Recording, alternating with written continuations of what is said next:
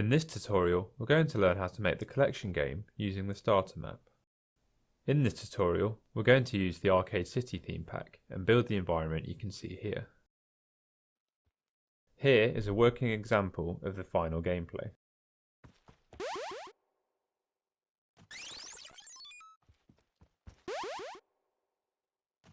To start with, let's configure our hotbar. First, go to the voxels tab and look for the cinder block material and drag that down to the bottom.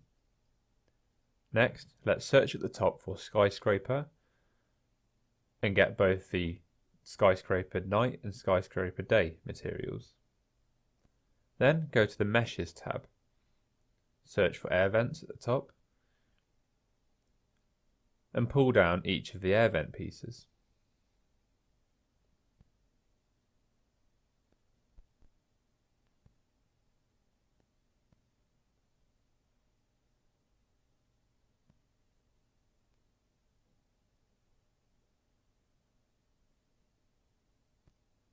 Next, look for the billboard, the crane pieces,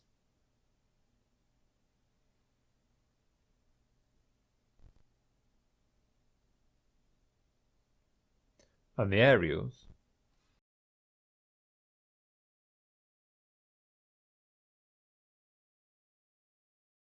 Now we're going to want to paint the base. To do this quickly, let's use the shape tool with the cube shape and the paint operation. Making sure cinder block is selected at the bottom, let's drag out a shape that fits the base.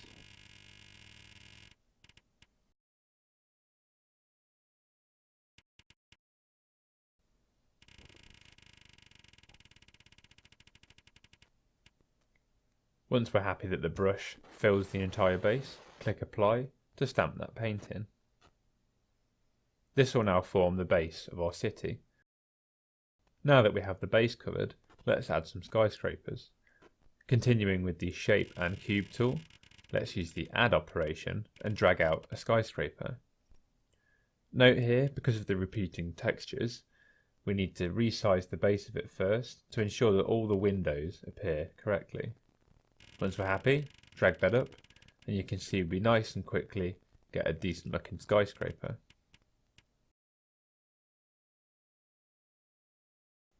Again, once we're happy, either press the Enter key or the Apply button to stamp that into the world. Next, using the cinder block again, let's put an area on top of the skyscraper to act as the roof.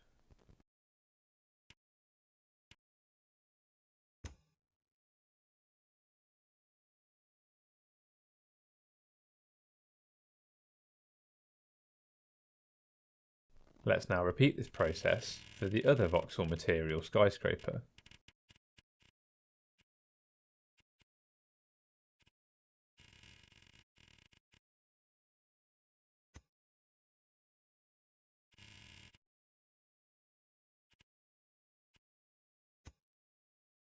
Now that we have our two skyscrapers, let's use the volume select tool to define a brush around each skyscraper and extract them so we can make copies around the terrain.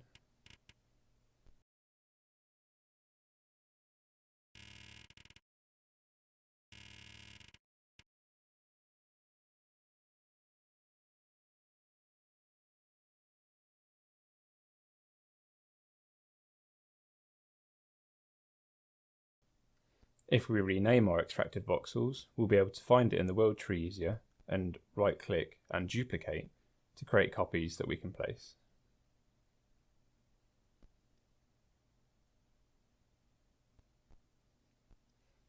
Repeat this process for the other skyscraper until we have a completed grid of buildings.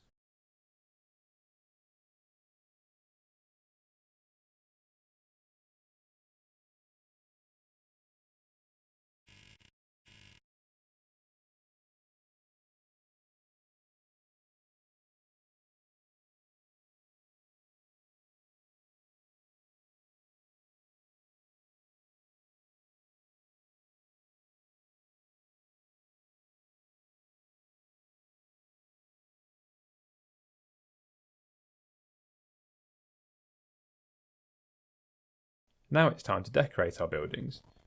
For this, we'll use the meshes that we put into the hotbar earlier, including the air vents, the crane and billboard combination, and the aerials.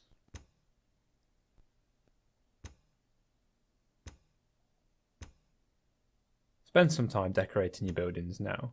Feel free to go back to the asset library and use the Arcade City tag filter in the meshes section to find more meshes which might suit this scene.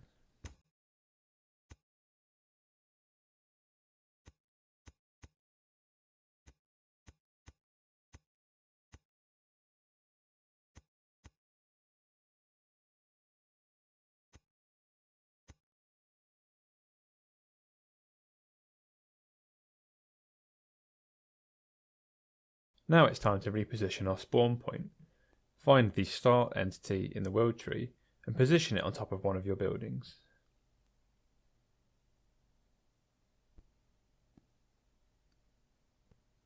This will determine where our players spawn into the level. Now it's time to update the collectibles. First, let's remove the 3 instances of the collectible that are already placed in the level, and then go to the collectible drop down in the template list at the top of the world tree. This will take us to an isolated view of our template. First thing we need to do is to change it from basketball to a 1-up. Under mesh asset, we should get a drop down of all the meshes available.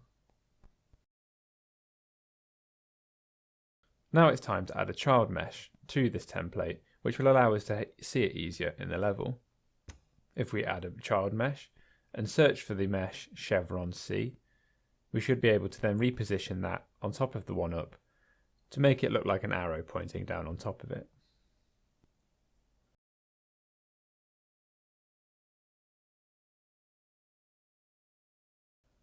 Once we've got that, let's add a light. So if we right click collectible in the world tree and go to add light, then we can give the light a colour. Let's go for green and let's adjust the intensity and turn off shadows to give it the effect we're looking for. Once we're done, we can return to the world tree and search for this in our template library.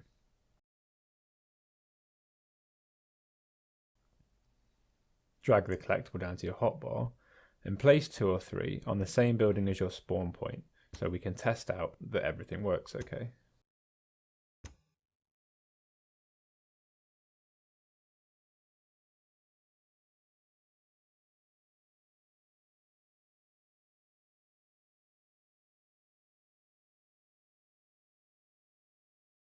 Once you're happy with the position, you can either press F5 or click the play button to enter preview mode.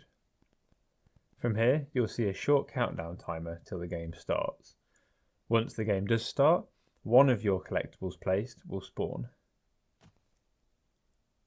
Note how the collectible itself and the arrow should both be rotating. Once you collect one, you should wait a few seconds to see if another one appears. Try this a few more times before pressing F5 or Edit in the top corner to return to the editor.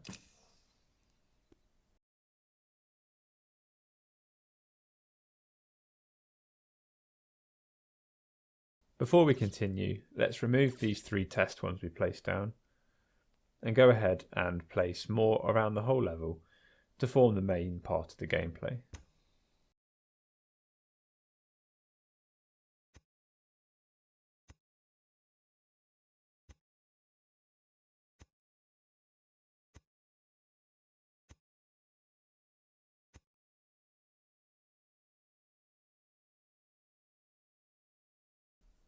Now it's time to go ahead and get our jump pads, which will allow us to travel between the buildings.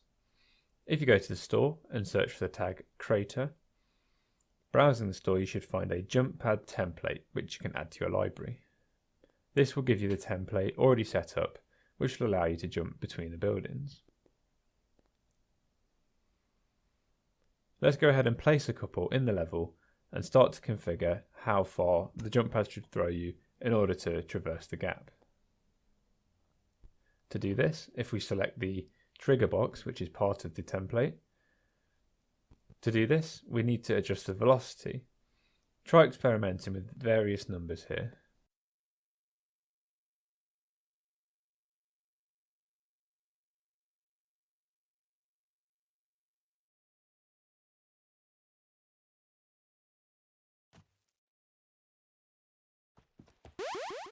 As you can see in this test here, the 700 by default isn't enough to get me to go between the buildings. So if I return to my trigger box,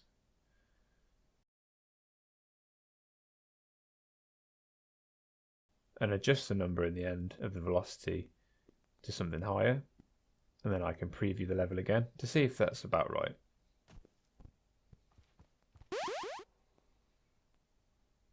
Okay, almost there. Probably just one more adjustment and I think we'll be good.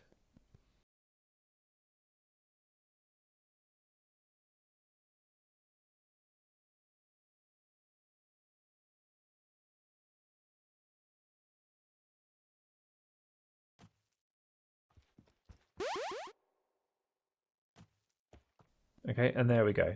So that should hopefully suffice for the gap.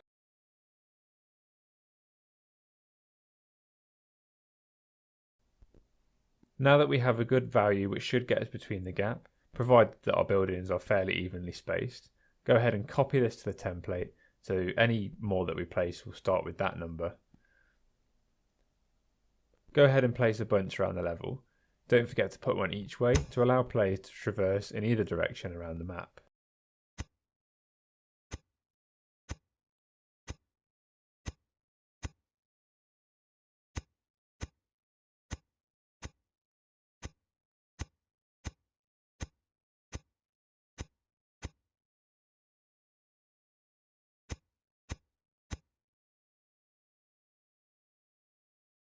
Once all of your jump pads are placed, preview the level again and just have a test. Make sure that all of your buildings can be reached, and make sure that all of your jump pads throw the player far enough to make it across the gap.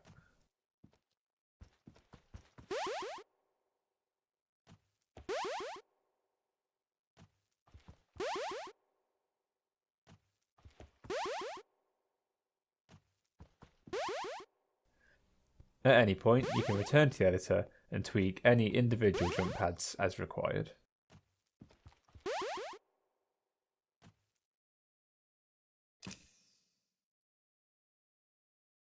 Now it's time to have a look at the world settings. From here, we can change the way that the world looks. We can change things like the time of day. We can adjust the death plane, so if the player falls down to the street level, they will be killed. And we can also adjust the fog. Let's go ahead and adjust the time of day to be night. We'll move the death plane up to 100, and we'll add some fog. Try playing with some various settings here to get the aesthetic that you like.